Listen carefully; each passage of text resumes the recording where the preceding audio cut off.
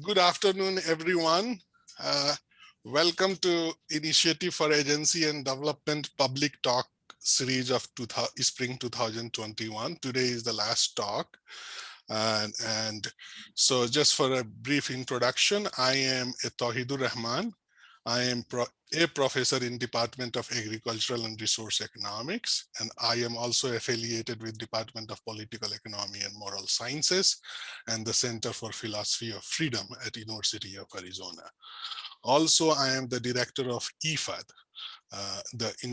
which is for external participants. IfAD is a field experimentation initiative at University of Arizona.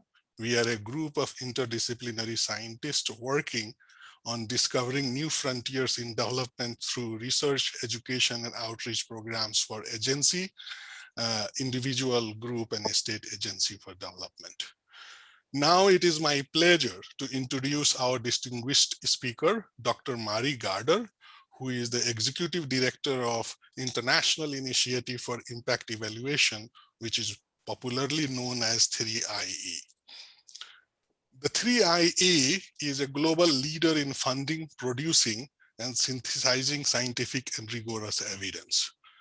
Dr. Gaarder leads 3IE's effort to improve lives in low and middle income countries by supporting the generation and use of high quality and relevant evidence to inform policy making. Prior to joining 3I, she was a manager in World Bank's independent evaluation group, and she was responsible for thematic, sector, and corporate project evaluations. She was also the director of evaluation department at Norwegian Agency for Development Cooperation. She was also a senior development economist at Inter-American Development Bank, specializing in social protection health programs in Central America. Her primary research works are on issues of cash transfer programs, evaluation in fragile and conflict-affected states, and how to increase the accountability for evidence use and for outcomes among development agencies and the government. Currently, among her hundreds of other advisory services, she is the co-chair of International Coordination Group within the Campbell Corporation, and she is a member of World Food Program's Impact Evaluation Strategic Advisory Panel. She holds a PhD in economics from University College London, a master's in economics from London School of Economics, and a graduate degree in political science, Arabic, and economics from University of Oslo, Norway. In a nutshell, Dr. Gaarder has devoted her majority of her career to evidence-based policy making around the world. And she is truly one of the thought leaders in the field of international development practice. So I am truly honored and thrilled that in her busy time, she is able to join us today and share her thoughts on impact evaluation and the importance of evidence in policy making. So thank you, Dr. Gaarder, for joining us today. She is joining us from Norway to Oslo today, which is already 9:40 there. So a special thank for that, which I messed up a little bit time-wise. Before I hand over the platform for logistics, everyone please mute yourself so that our attention is to Dr. Gaarder. And she's going to talk for about 30 to 40 minutes as she goes along. And then we will have time for question and answer. When it comes to question and answer, please use the feature of Zoom to raise your hand, and accordingly, I will pick you up and you can ask directly the question to her. So thank you everyone for joining, and let's begin. Dr. Gaarder, now platform is yours. Thank you very much, Professor Rahman, or Tauhid, if I may, and thanks so much for this lovely invitation. Very nice to meet all of you, and your introduction is way too kind, and I will not probably live up to it, but I'm nevertheless very happy to be the last of your IfAD public talks this season. So when I spoke with Tauhid about what this talk could be about, we agreed that it should be a bit about my sort of own evidence journey, as it were, but also about some of the current work of 3IE.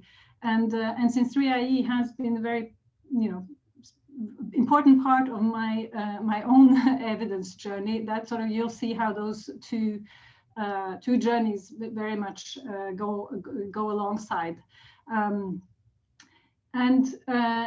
one other thing I'd like to say before I start is that I am planning to go broad as opposed to deep, with the idea that, and I don't know any of you really, so with the idea that each of you may at least learn something about a new resource you would want to explore for the future, and you probably would need to explore it further than, you will only get a taste of it in this short time. But hopefully there is something in there for everyone. And if you find the first part is sort of really uninteresting, my personal journey, please just stay ahead, and you'll see some really cool platforms and things that we have developed in 3IE.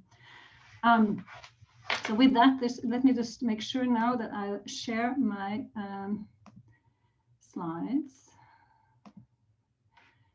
And there you go. Okay, you see that, right? Yeah.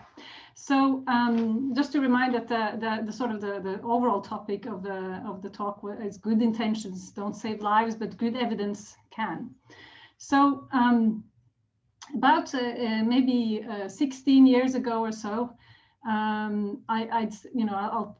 is the start of this evidence journey that I'd like to take you on, and this is me about that time, about 2004. I was a young economist, having worked a few years as a social development specialist at the Inter-American Development Bank, designing projects in cash transfer programs, health, nutrition, HIV, various programs in Latin America. And I sort of woke up one morning, and this is sort of what I asked myself: do the projects I work on actually make a difference? And I don't know about you, but I bet quite a few of you have sort of asked yourselves similar questions sometimes. And if you haven't yet, you probably will. And they're sort of sobering and maybe sort of changing of help change the trajectory of your professional life. And one of the things that surprised me, and that I've seen sort of through the years, because I keep asking this question, I still ask this question often, and is the kind of answers that you get more frequently than you would like. And there are three types. The first that I got at the time from a well-meaning colleague, and that I've seen elsewhere as well, is, hey Marie, don't ask so many questions, pretend to know. That makes you an expert, and that gets you promoted. And I thought, that's a bit disconcerting. Another one that I'm faced a few years later, and I won't say where and so on, but a minister I spoke to said, but we mean well, so it must surely work. And again, he in this case is not the only one. It is something that is sort of an attitude I've come across quite often. And then the third type of question or sort of response that I've also come across quite often. The time I remembered was from a WASH expert, water and sanitation. He's like, water is good. We all know that. Why do you need to waste resources on evidence around that? And so you see these three attitudes and are sort of quite common, and I think are some of the sort of very worrying things. What sort of stands in the way of our the desire to get more evidence into development and policy making, and they're a mix, right? It's a mix of failed or misaligned incentives. Obviously, the first end is about promotions and what is important there. Or in the case of the minister, it was about sort of just being seen to do good and not really caring that much about whether it actually did good. But also sort of this mixture of a bit of ignorance and arrogance that you see in the third one. So back to me and my sort of question that wake up morning, I then obviously realized I was just part of a bigger evidence stream, so to speak, and things had been happening way before I started asking that question. And so to situate it a little bit, you know, obviously very much simplifying things, you know, in the development field had in the 90s moved on from just focusing on inputs like money spent to realizing that we needed to get better at counting outputs like schools built, vaccines delivered, you know, roads, kilometer of roads. And by the way, that was actually a big improvement, and that it's actually still quite hard in places to even count those. But it's certainly an improvement in just counting money spent. But then came the Millennium Development Goals, and then later on the Sustainable Development Goals. But first, the Millennium Development Goals in 2000, and they sort of challenged the community, right, by indicating that what really mattered were the outcomes, such as improved nutrition, health, education, and decreases in poverty. And so that was of course a big step forward. But then, and this was around the time when I was scratching my head there, then that was came the impact evaluation revolution, which said, look, it's good to focus on outcomes, but you know, really, you have no idea whether your programs and policies contributed to those or indeed hampered them. And so just outcome monitoring of itself doesn't tell you what to do. And so for that, really what you needed was rigorous impact evaluations with a valid comparison group or robust counterfactual. That was what was needed. And since I know little about you and your backgrounds, I'll just mention that you know, impact evaluation, as I said, and I'm sure you may be familiar with it, but it is an approach that is a methodological approach that requires a control or a comparison group, you know, either by allocating beneficiaries or participants to randomly to the intervention group or the control, and this is usually, as you've heard about, known as randomized control trials. But you can also use natural phenomena or statistics to create a similar comparison group that did not benefit from the program or intervention, but was otherwise similar. This is sort of the basics. And the reason why I'm also mentioning it is that impact is being used sometimes in a different context by sort of a different stream of evaluators. And so, you know, in this case, impact is not about which type of indicators, you know, whether it's an output, outcome, or impact. To me, I used outcomes and impacts interchangeably, just to say that. It's really about the method, and you can use impact evaluation as a method on any of these. You can use it on outputs if you want to, so to speak. So just wanted to make that differential. So then, you know, back to my journey. Here's a little. You can see the little trip that Tauhid also described.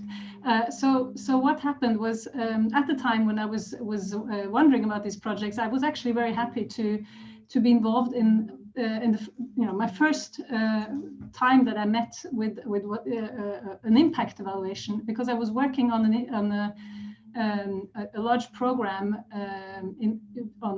with the Inter-American Development Bank, but for Mexico, which was a conditional cash transfer program that you may have heard about. It was called Oportunidades at the time. And we were using and supporting impact evaluations to actually plan the next phase of that program. And I saw how powerful it was, how we learned what we needed to adapt. So I was already sort of very taken by this approach. At the time then, I was approached by an organization I never heard about, 3IE, and was offered the opportunity to join there as deputy executive director. And that was just perfect for me, because this was indeed an organization dedicated to evidence-informed decision-making. And it was informed for me also, not only that the evidence was important, but that the focus was on the use of the evidence, not for publications, but for actual decisions. Then I joined 3IE. But then a few years later, when I'd been in 3IE for a while, I had watched, I've been watching the landscape and interacting obviously internationally. And one thing that had struck me is that while the evidence used to inform decision-making was actually taking off in a lot of developing countries, a lot of the sort of bilateral and some of the international organizations I was dealing with, did seem almost to be falling a bit behind. They were not that excited about that type of evidence. They were very skeptical, and so, and generally there was a lot of attitude of sort of, I mean well, so it must be good. So I asked myself, can I influence evidence use from within a bilateral donor organization? So I was offered a position and went to NORAD as director of evaluation.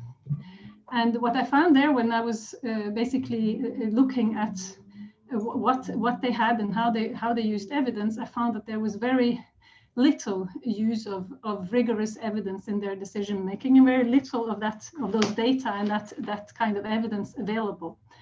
I then had the opportunity as director of evaluation of launching an evaluation looking at whether we can demonstrate the difference that Norwegian aid makes.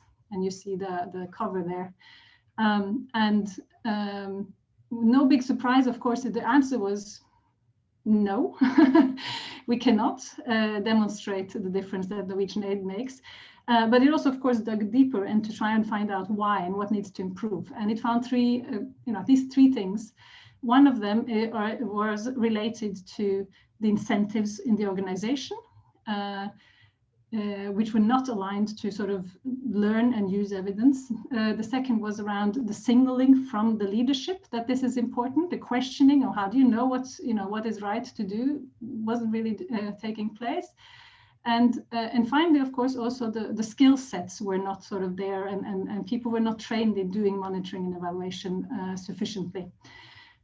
So that was a case.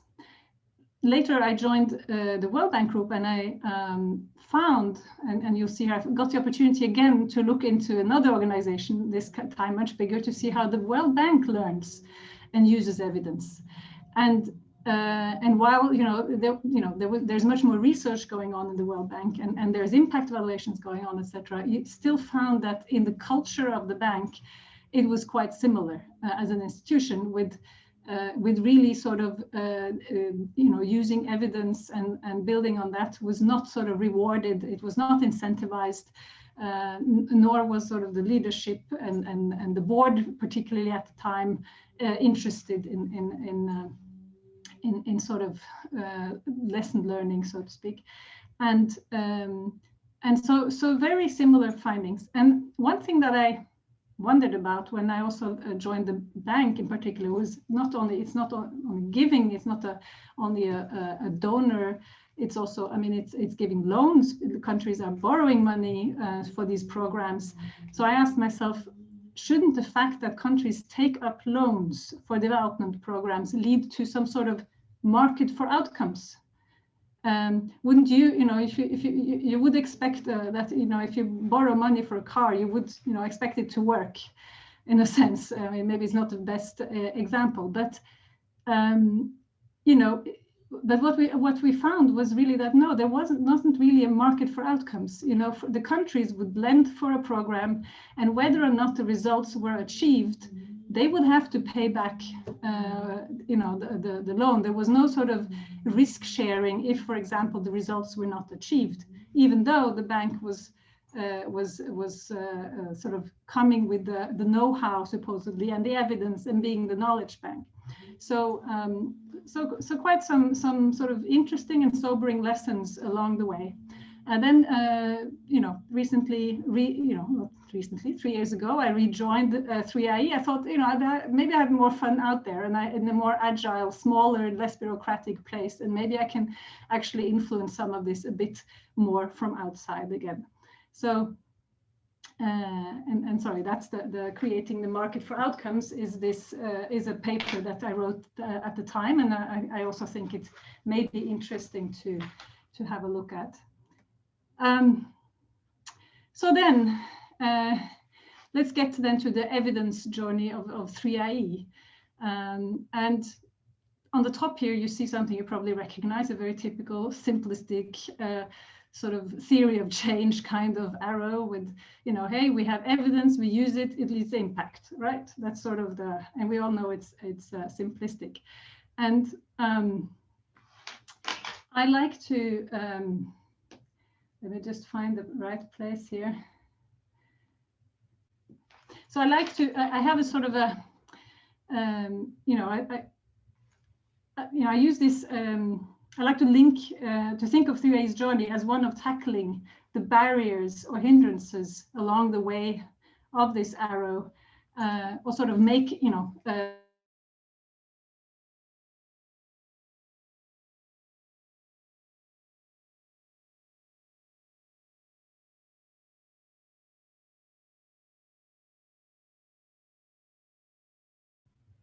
sorry, do you hear me? Sorry, I was trying to mute some people and then you got muted too. Okay, all right. Okay, no, that's fine. So let me see.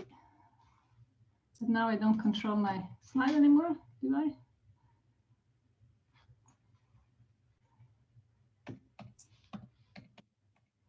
It stopped working as the slide sharing stopped working. Thank you. Ah, there you are. Okay, so in terms of the underlying assumptions, if you read it from left to right, as you should, there's this whole idea, you know, first, you know, evidence exists. Well, when we were created, it wasn't true. There were hardly any impact evaluations, and that was indeed the reason why 3IE was created. There was a report that I recommend you to read, come out, I think, in 2006 from CGD, which was called "When Will We Ever Learn?" That basically concluded that billions of dollars of the international development money has been spent without really knowing anything about whether it works.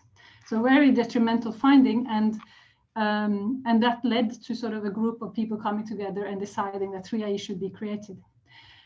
The second assumption is sort of like evidence should, you know, is policy relevant quite naturally, which is not given at all.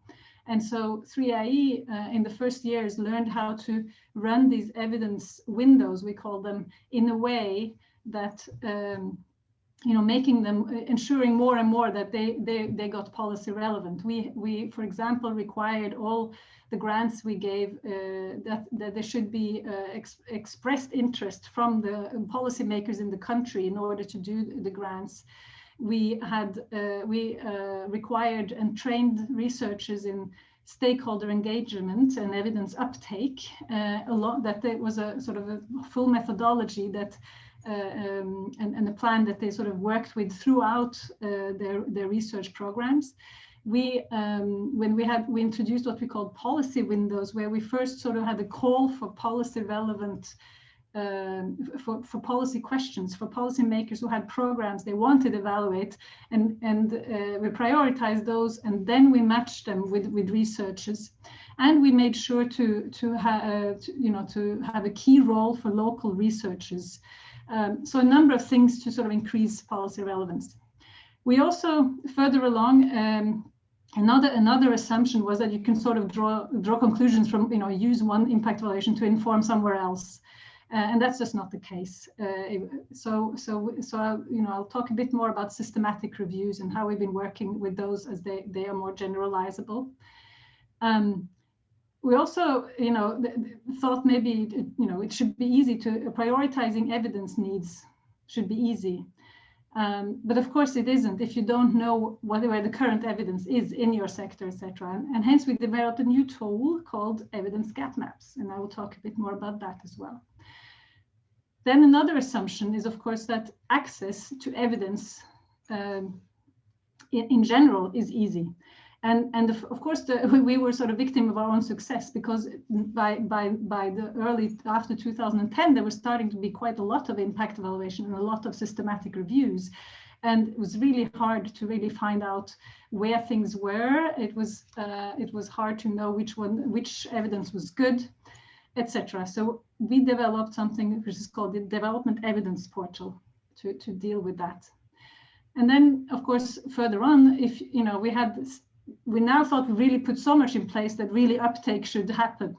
And we found that that is still a huge problem. There is uptake for sure, but we find that there's so much evidence they're still not properly used. So, you know the proverb of, if you lead the horse to water, it will drink. Well, we were sort of really felt that at the time, as we had already brought the horse up there to the water, put the whole mouth into the water, and it was still not quite drinking, at least not always, and not as much as we wanted. So in our new strategy, we also been working much more along the lines of working with institutions, policymakers, where they're at in the evidence journey, and really sort of, rather than having one hammer, we're really sort of developing a number of tools to be able to be useful at the place and time where they are at in their evidence journey, and finding that is working much better. And we are, still working on improving the quality of evidence by, for example, making evidence more rapidly available using new data sources, big data. We are also looking to get better impact evaluations by, for example, doing better types of mixed methods, not the type of mixed methods where you have two focus groups and you call it mixed methods, but actually really mixing methods and the like. Then finally, the use, the last assumption, and it relates to the title of the talk today, is that the use of evidence will lead to better lives. And of course, that's also a big leap of faith. And how do we know? But we've developed some methods that we are using on our own evidence to trace whether they actually led to changes. So I'll talk about that. So let's just talk briefly about systematic reviews. And, the question you sort of often would be, one would find asking oneself is, where can I find out whether a program or policy is likely to work? If you're starting out with a new program somewhere or in a different context, where would you look? Now, systematic reviews would be my answer. Like, this is where I would recommend you to go. This is the way it's defined by experts. There are reviews that sum up the best available research on a specific question. That's the way the Campbell collaboration defines it. But another way of saying it is that it defines a process, not a product. The process is a systematic and transparent approach to all phases of a literature review. And I don't know how many of you are maybe planning to do a PhD still, or in the process, but systematic reviews are research, and they are publishable, and people get their PhDs doing them. So and so really worth looking into. And they basically treat every study as one data point, right? And then they use really rigorous methods to both. You have a protocol that you pre-register, so you sort of can't change your approach and according to the evidence you find. There's selection criteria. There's a search protocol, etc., etc. That's the way systematic reviews are built up: analysis and then report out. And the reason why they're important, I'd like to show you a little example. There are dangers of single studies. For example, this is a typical sort of what we call anecdotal evidence that you see quite often. Small loans enable people in poverty to earn an income and provide to their families. Each successful business feeds a family, employs more people, and eventually helps empower a whole community. This is sorry, I'm just trying to get to my, there. Yeah, so this is from Opportunity International, and a sort of a claim, an anecdotal claim that they made. Another sort of quote here is impact studies done on the Grameen Bank by independent researchers find that 5% of borrowers come out of poverty every year. The status of women has been enhanced. So this is findings from a single study. And then the last one is sort of this is where a range of studies are used, but it's not clear how representative the quote is. This from Microfinance Gateway. It says women participants in microcredit programs often experience important self-empowerment. There is a strong indication from borrowers that microcredit improves their lives. Okay, so retain those quite positive findings in your mind, and then let's move to what the systematic reviews in this area say. And this recall that this is reviews then that have looked at all the body of evidence in an objective way. So Stewart et al. In 2012 found that microcredit and micro savings make some people poorer and not richer.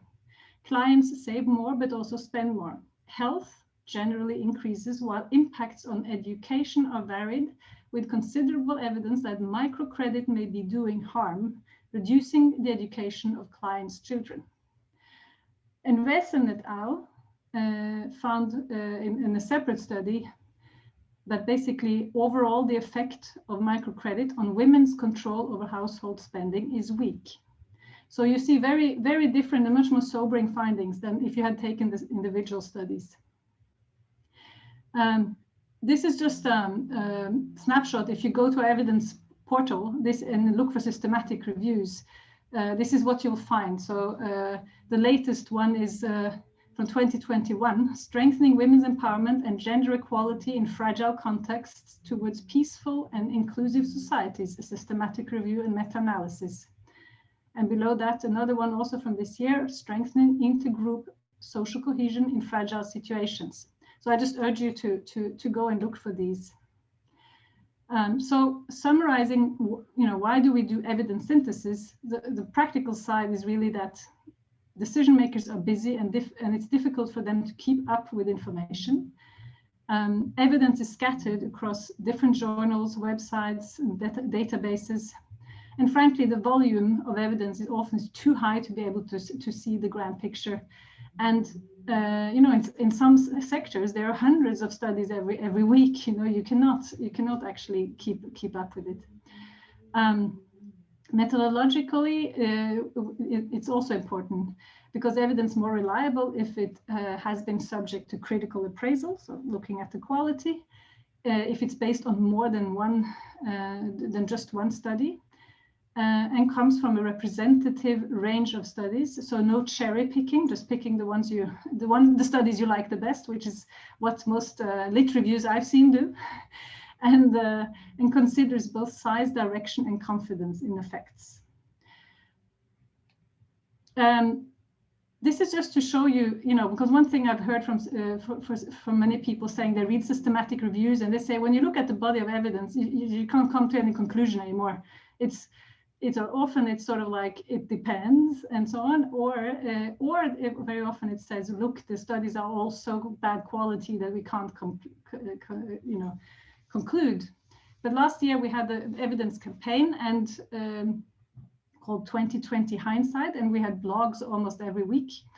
And we challenged ourselves to say something about something we know works based on systematic reviews. And it's probably too small for you to see, so I'll just read a couple of them so you get a sense.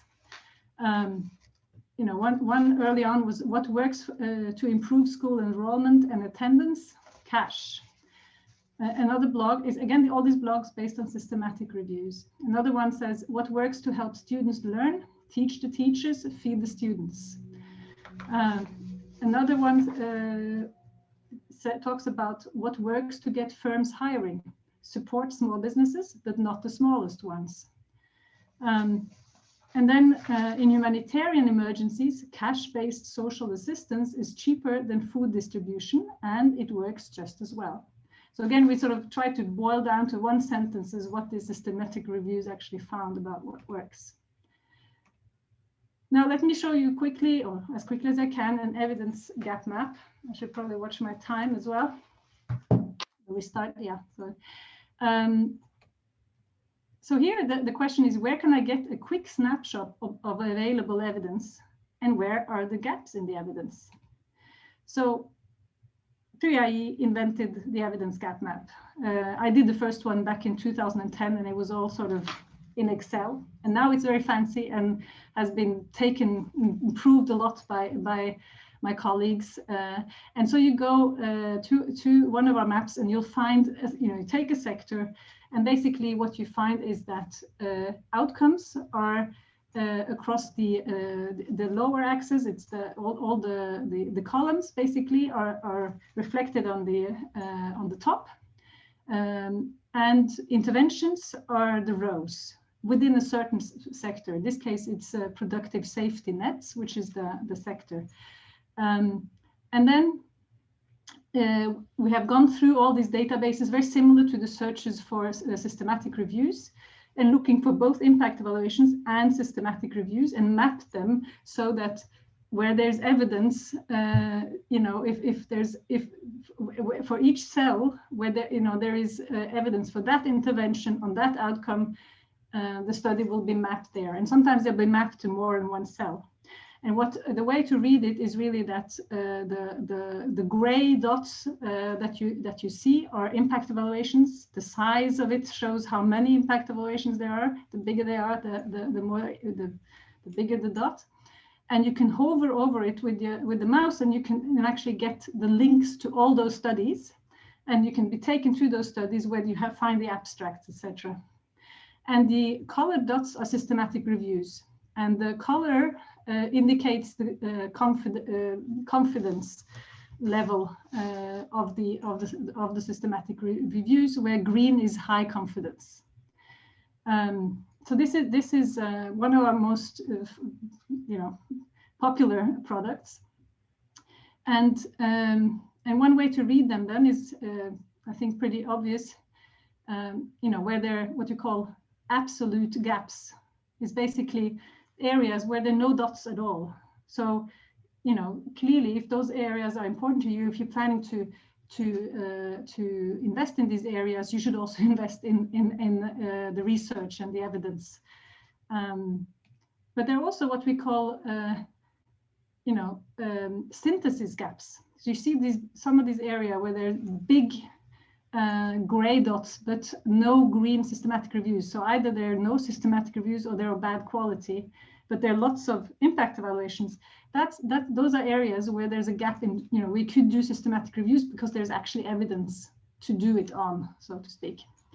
The other thing that, so these are the synthesis gaps, as we call them. The other thing to note is that of course the evidence is there, not only the gaps.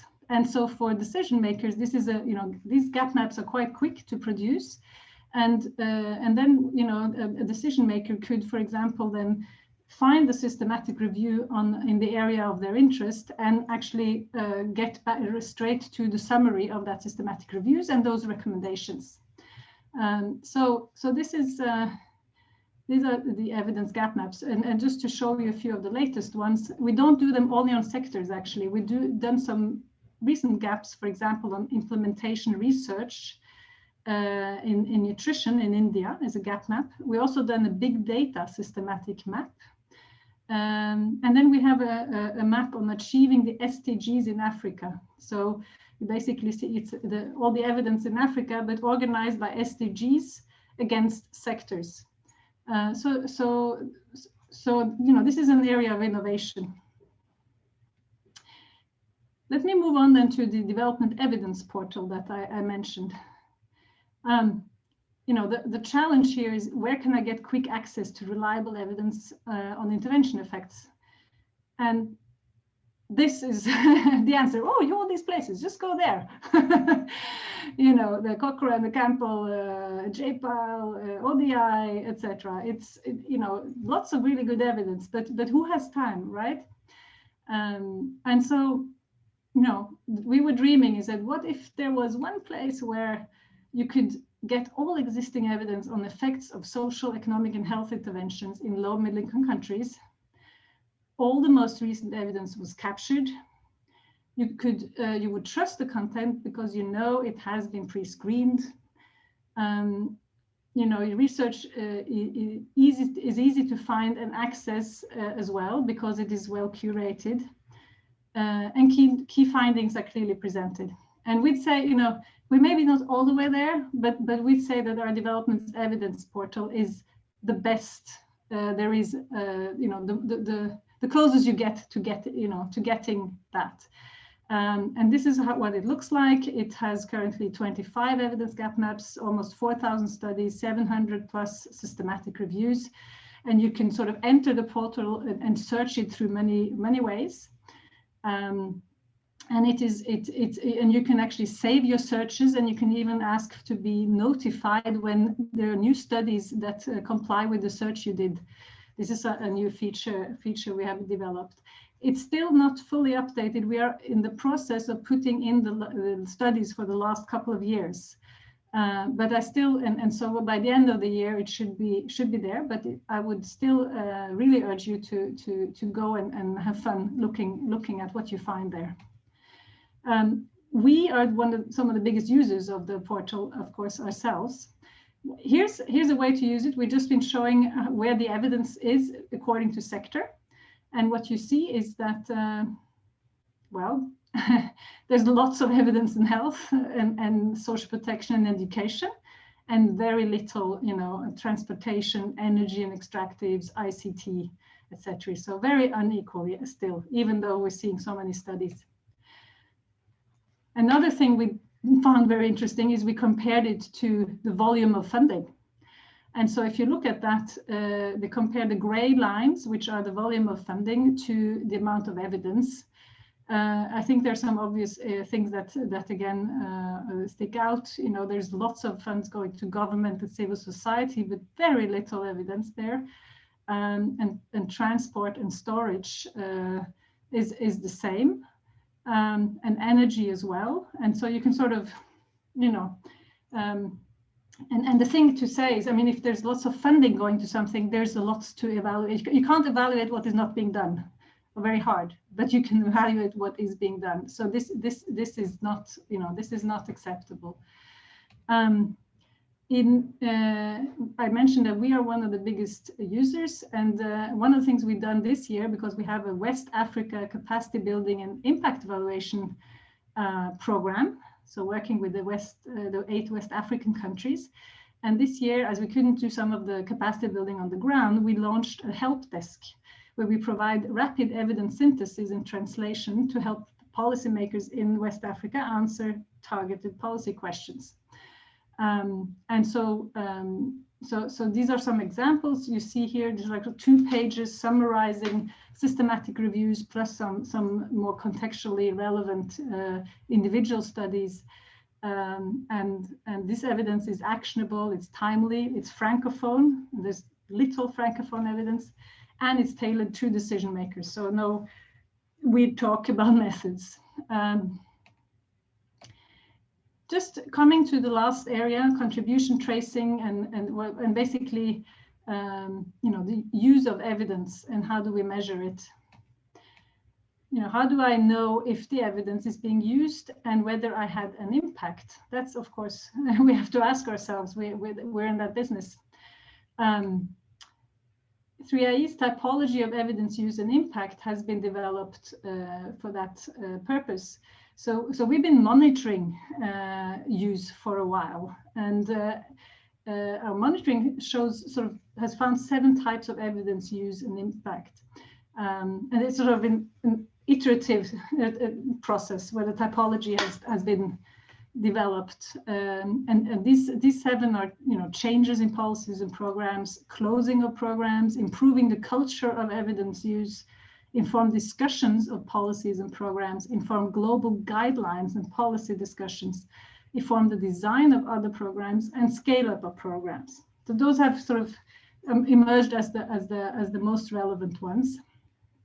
And And what we've done in addition, though, is not just to go with claims. We started doing what we call contribution tracing using this method, which is a rigorous quant-qual evaluation approach. It was originally developed by Befani and Stedman-Bryce in 2017, which sort of combines principles of process tracing and Bayesian updating.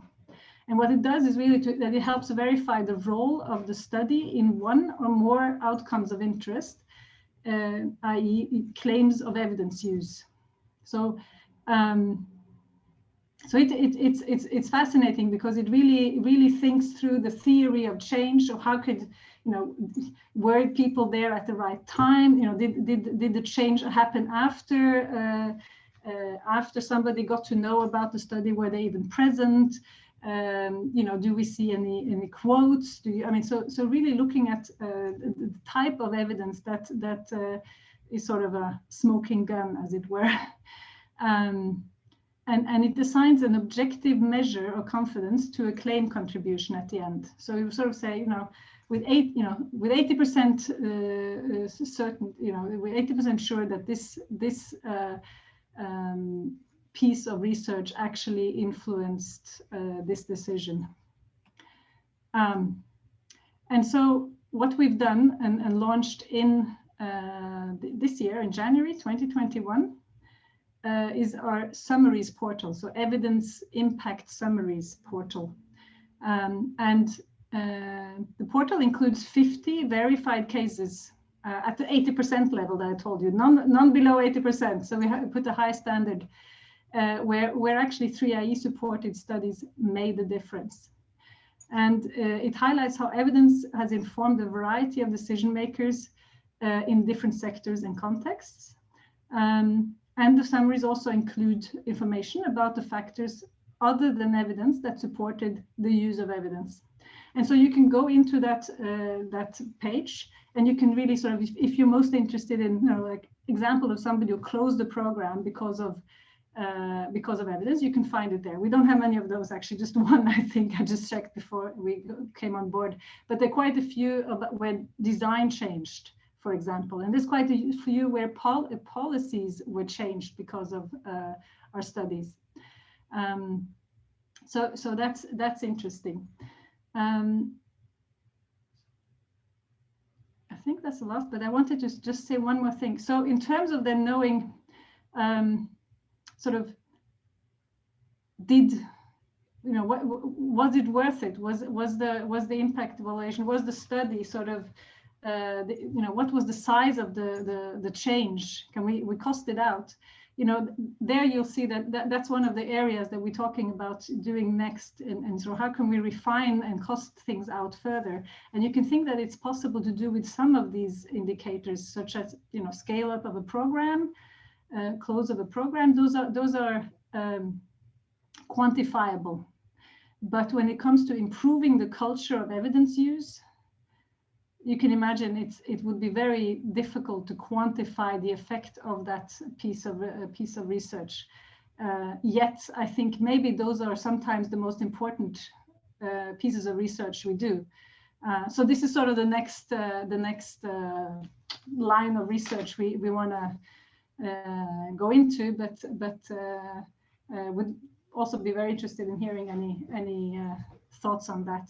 So let me, I think I will stop there and open up to you, Tauhid, and any questions or comments. So thank you, Mary. This is wonderful. I'm sure you have given us a lot to think about it, and I'm really stunned in a good way about the kind of public goods you have created. I mean, 3IE has been doing it for a long period of time, but particularly evidence gap and development impact evidence map is unbelievable source of information. So Marie, one thing, since it is going to be late for you, so I will put you in driver. Whenever you feel tired and you're ready to go, you can tell me and we will shut down, because it is already 11 for you, close to 11 p.m. there. So anyone who has questions, please raise your hand in Zoom, and then I will call you. But before we start, I wanted to take first chance and Mary ask you, in the interest of generating more discussions, to address few related things. One is that this is, so I don't want to stir the pot on what constitute good evidence and bad evidence.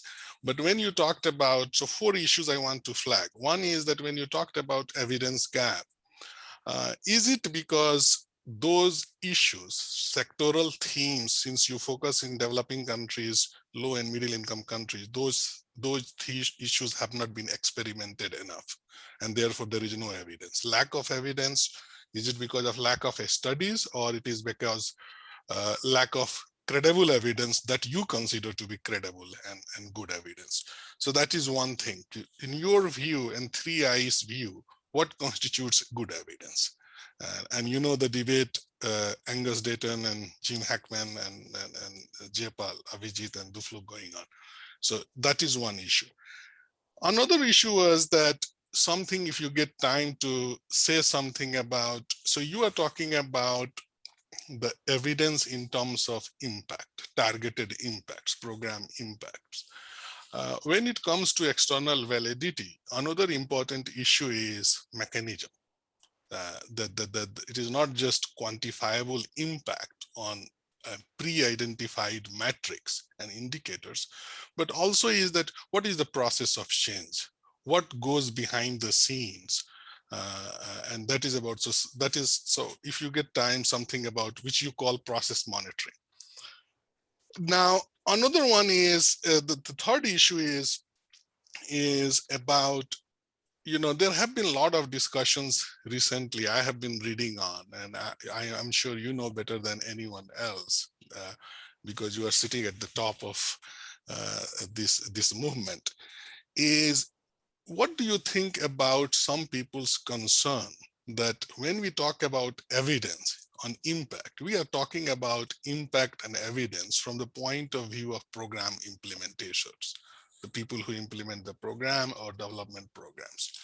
And we have what constitute good size of the effect and what is good enough.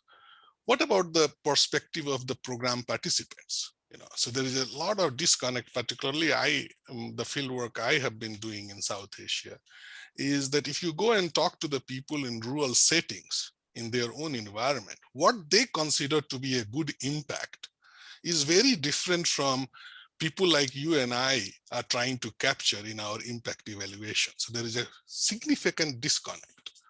So a lot of programs, you know, we might render it as a significant and powerful impact, but from the program participants, it is meaningless, you know. So that is one. The last one I will leave and you don't have to address is, given you know, you have 20 years experience now and leading, not only generating evidence, but you have been leading the movement around the world. What is your view? This is view on the relative role of evidence versus theory and normative economics. I mean, where do you draw the line? You know, that given your title that good evidence is so important, right? But also to what extent there is where do you draw the line? There are certain things where, what is the role of norms, normative imperative of you prioritizing, and also theory. So I will stop there.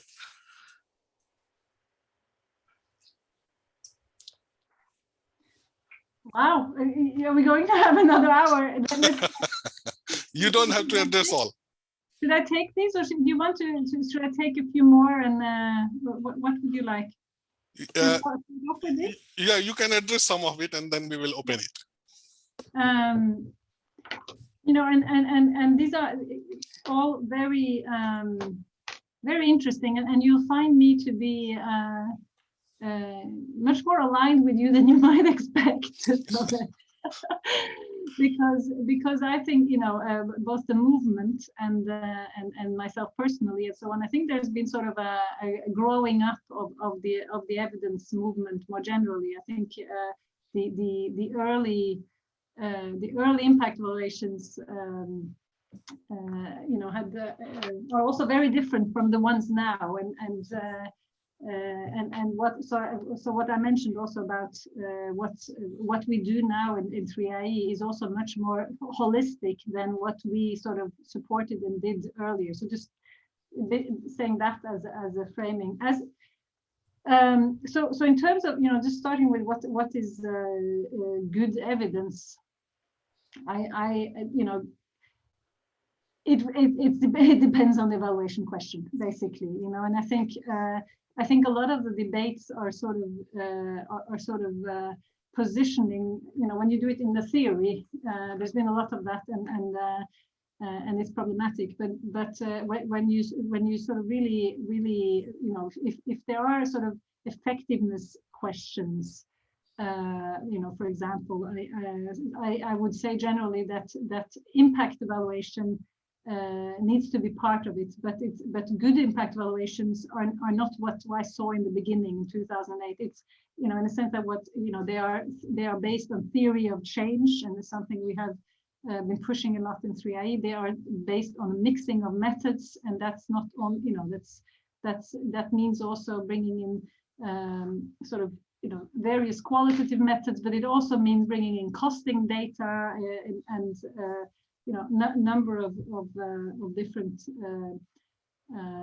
tools, but there are many questions that you can the best place to answer using process evaluation, for example, and in combination potentially with others. So again, this long way of saying, we are not saying that what we are putting, for example, in our evidence gap maps or in our evidence portal is the only good evidence. We're saying clearly this, we have to, in order to make it sort of, you have to delineate it somehow in order to do your searches and have some sort of rules for inclusion and exclusion. And so we've put those lines around focused on effectiveness-based studies, but we are not saying that other types of evidence is not good for answering the questions that they are meant to answer. And I think there is quite a lot of work now where for example, as I mentioned, the evidence map on implementation research is bringing in that other types of methods. So on the let me see. I wanted to. Well, and one thing I just wanted to mention on sort of things like your question on mechanisms and process monitoring, and sort of using that type of methods. Again, I think that's you need to use them in combination, and to really understand sort of what got you there. The impact evaluation is not going to help you answer that. And one of the things that we quite would happy to share with you is soon we're going to have a guidelines for sort of how to do good process evaluations that feed into impact evaluations, as we found that somewhat missing. So very much agree, but I think there's more that can be done in this area of mechanisms. Again, I think it's a longer discussion. We talked about writing papers about it. I think this is the underexplored area. The issue of the program participants, I think you hit it on the nail. I think we have, it's very often the outcomes and the sort of the objectives are often set, by the funder, by the donor, maybe in collaboration with the country. But when you talk about the country, it's probably often central government or some, people higher up. And I think, that overall, if we can get much more sort of more evaluations, sort of driven from the ground, or at least, bring that into evaluations that we do. We could sort of, here's what was set out, but here's actually what the participants wanted. And I think that would just enrich a lot the evidence base. The other thing that I am very, very keen on us doing more of, and I don't see anything in this area, and I don't see anybody funding it, is looking at unintended effects. Nobody's interested in unintended effects. And in fact, if you think about it, this, if you're gonna look at cost effectiveness of programs, you also have to look at the things that you might have achieved some things, but then at the same time you had carbon emissions or some other, and you need to account for all of that to really sort of estimate what the cost effectiveness is.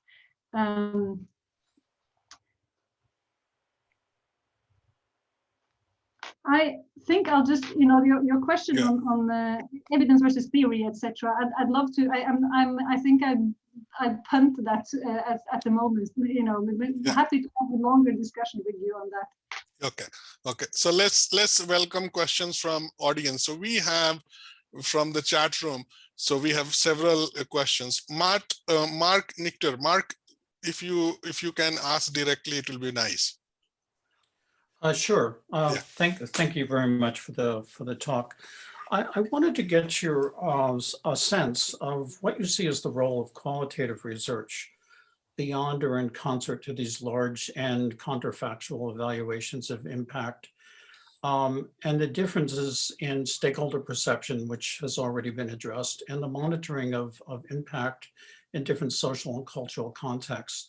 I guess I should add to that, not just the role of qualitative research in impact evaluation, but also process evaluation if we expect to be looking into sustainability. Thank you.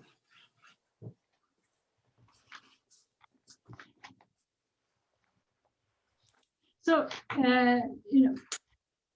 again, I mean, so qualitative evaluation, I think it's is definitely, a huge important part of good holistic impact evaluation. That's what I when I talk about the mixed methods is really bringing in qualitative methods, and not only, as I mentioned, in sort of a few focus groups, etc., but it's really to sort of inform both the the theory from the outset, and even sort of potentially to use it to identify the evaluation questions that will be addressed, but all through. I think there's a very important role. I think I'm not personally a sort of a very trained qualitative evaluation expert, so I wouldn't sort of go into sort of tell you much more than that, saying that I think it's extremely important to be part of good impact evaluations, and in process evaluations I think it's a lot, the largest part of process evaluations is based on qualitative methods. That's, I don't know if you want to sort of be more specific. It's sort of such a generic question that I'd love to maybe hear something a bit more. What's in your mind? Yeah.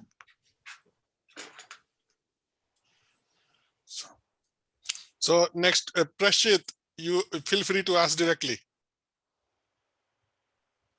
Thank you, Mary, for a wonderful presentation. My question to you is, in public health field and biomedical science, now there is a trend of using meta-analysis studies for evidence, generation and consideration. So, is there any drag in development sector and in economics to you look into those types of studies also? And at your organization, have you looked into those types of studies also while considering evidence, particularly from health sector? Thank you. Yeah, sure. And just one thing, I saw a comment just coming up here, just to say I agree that there was a comment there about how qualitative research could be really helpful to look at unintended effects. I think that's an excellent point. And I think, just remind me of the previous, or the founding director of 3IE, Howard White, was always talking about the angry man method, which I think was sort of used actually to identify unintended effects. So if you go to an Indian village and you meet a really angry man, you sort of, you better stop and listen to him. And that, he was sort of having his stories about how he identified them actually, sort of the fact that the program, the way it was designed, that's not how it was executed, and hence it was having sort of, there were certain beneficiaries who were not allowed to participate because of these misunderstandings and these kind of things. So anyway, but I think that's there are of course more serious methods as well. Yes, appreciate your question. I mean, so for me, unless I misunderstood it, for me, systematic reviews, the majority of them have meta-analysis. If the evidence, the body of evidence is such that you can do a meta-analysis, you will definitely be required to do so. So there's in a sense a meta-analysis does not have to be systematic. In a sense that you may not have sort of rigorously searched and systematically searched all of the existing evidence, but if you have a systematic review and there is sort of similar enough coefficients, etc., measured on the similar topics, you would be required to do a meta-analysis.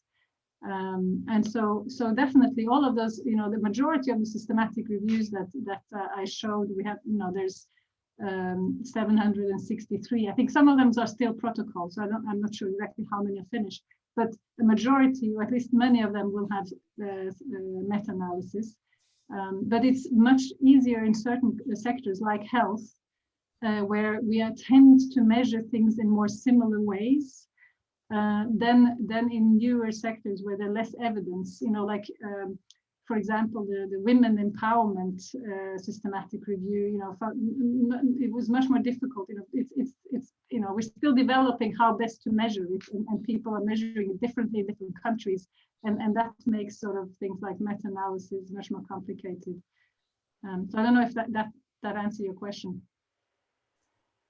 Yeah, that clarifies. Means my impression was because sometimes systematic reviews don't go beyond, and do particular meta-analysis, but now it is clear, like you are using meta-analysis studies for. So sometimes they do, and then sometimes if you can't, they're doing, the closest you can do is sort of forest plots, they call them, where you sort of at least see how the different evidence, where the coefficients lie compared to sort of having a big effect or having a negative effect, etc. And you can see it very clearly. But otherwise, there are sort of more qualitative ways of synthesizing, which are also really good and much more systematic and correct than what we call vote counting, when you said three studies found an effect, 2 found a negative effect, hence 3 versus 2, it works. That's not good. Yeah. Thank you for answering. Next question. Priscilla, I see you had a question. If you want, you please ask directly. Priscilla? Yes. Yes. Sorry, I was getting off mute.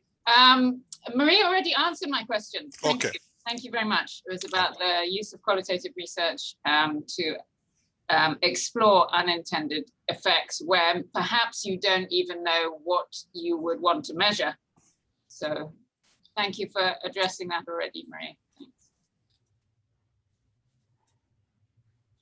Thanks. And one thing about, I mean, I don't know, Tauhidur, but it seems to be a lot of interest on qualitative methods. And I think I've found it difficult to find sort of, there's much more guidance on what constitutes good sort of impact evaluation methods. We sort of, there's a lot of that. And I found it, part of what I find problematic is sort of to find a sort of similarly sort of agreed upon good guidance on the ranges of qualitative methods. And I think that is an area in the field that I'd love to see further development in. I mean, there's lots, but could one establish some some further agreed upon guidance or something that many people agree on. And also, so you correctly point at University of Arizona, we have a very a strong group of development researchers, and we come from a very interdisciplinary perspective. Mark Nectar, who asked you a question about qualitative research, he's a Regents professor, he's a anthropologist. So we have a very strong group, and you will meet them when you visit here, so you are not going to go free after this talk, so so you will meet them. But one thing I do wanted to maybe that will help nudge you to say discuss more, is that I do feel that in economics for a long period of time, we were very dismissive of qualitative evidence, mixed methods. It was all about causal inference, and in a limited sense, qualitative techniques are not amenable to kind of causal evidence we are thinking of, which is easily quantifiable. But now there is a recognition, Raj Chetty, I don't know whether who is one of the most influential economists now in public economics. He has been in a recent paper on anti-poverty program. He did it in Seattle in a partnership with Microsoft, opportunity to move program, relocation program. He had devoted 5 pages on qualitative evidence, trying to understand the mechanism, and it attracted a lot of discussions. So I think personally that other social scientists, unlike economists, had one thing right. They had a better approach of diagnosing the problem, through process, through focus group and interaction. And now there is a more appreciation in economics, which is much more healthy.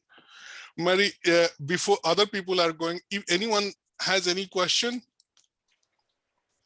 So while they think, I wanted to little bit give you, push you on one thing. And then we will finish it quickly. Is in the very beginning, you mentioned, and I was a little surprised, you mentioned the distinction about inputs and outputs, that in 90s, you mentioned that the focus of evaluation was inputs, how much money we are spending. And then in the outputs, you said that it was about number of schools being built and other stuff, or hospital beds. But those are also inputs, right? So the one thing is that, so where do you fall? It is not always black and white. There is a reason why that, particularly in economics, you focus on inputs because there are measurement challenges, underreporting, easy quantifiable availability of comparable data. So the inputs are easy to compare across countries, particularly when you are doing welfare analysis.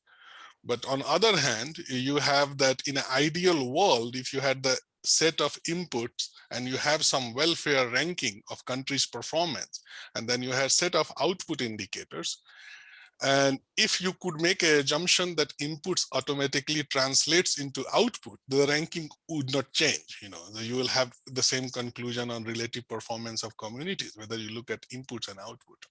But on both cases, there are challenges. If you focus on output indicators, which is what increasingly people are talking about, but there are a lot of measurement issues, availability of data, how do you, in a timely fashion, longitudinal data. On the other hand, inputs are easily quantifiable, So where do you fall in this debate? So the problem I find, and you remember maybe that that early example I gave with the wash expert, who said water is good, so what do we need evidence for? And that wash expert, was willing to sort of build pipelines or a well or whatever, and if then it doesn't lead to people having more clean drinking water, etc., and it would sort of wash their hands of it, like literally, as opposed to, and I've seen this in a number of programs I've worked, that you sort of you sort of hold yourself to account only to a certain extent, but in fact in those communities or in those countries, maybe there are reasons that that they cannot access that water, or that the people that should be accessing are not allowed to, or there isn't sort of the let's say you build a school, but there isn't a teacher, and I'm just saying you can't just say, I have schools, I'll put them there, and it's up to somebody else to make something with it. No, you have to include that in your theory of change. It has to, it has to be internalized. Otherwise, and you do that partly through indicators, by holding people to account for a desirable outcome. So that's that's the kind of thing that we had, the kind of discussions I had numerous times when I was at the World Bank, because they were, there again, it was sort of they were self-evaluating their projects, and then they came to IEG to then validate their own ratings, like whether they had achieved things satisfactorily or not. And whenever we said, yeah, but you built those schools, or you got that water there, but in fact, it couldn't be used because X, Y, Z, and lots of debates back and forth. Yeah, but that wasn't within my sector. That wasn't our program. Well, then your program was wrong if you hadn't sort of looked at what needed to be in place. Similarly, I worked on conditional cash transfers, and there was, we ensured that with the cash that people went to the health center, for example, because when you give people cash, they follow that incentive. But it turned out that they didn't get any better health indicators. They didn't, their health didn't improve in various impact evaluations. Well, why was that? Well, because the health centers weren't strengthened. They weren't so they went to the center, but they didn't benefit from it. And then the cash transfer programs were saying, yeah, but that wasn't our role. Our role was to get them to the health center.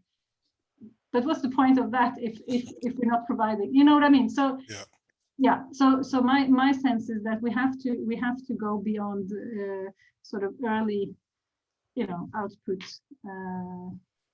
Type of indicators. And the other thing you asked, whether it's sort of input or the output, that really is a little bit in the eye of the beholder, depending on where you start looking from. From a finance institution, the funding is the input, and the school is an output. But and so on. But you could, if you're mayor in that community, maybe the school is the input, and children who attended, whatever are the output. So there's no sort of hard and fast rule on that, and is my view. Oh, that's great. Any questions? If not, then Mary, it is already for you. It's close to 11 p.m. right? Almost 11 p.m. And so thank you for this. This has been a wonderful talk. And there is a lot for us to think, and I am personally just thank you for doing this, and we look forward to having you in person. And personally, I am looking forward to you and I working on the project we have been talking about, and collaborating with you. Thank you, and thank you for joining us, and have a wonderful evening. Thanks for having me, and I hope you get to use some of the resources, and you get to train me more in qualitative methods. Okay, we will do that. Thank you. Thank you, Mary. Good night. Good night. Thank you. Good night.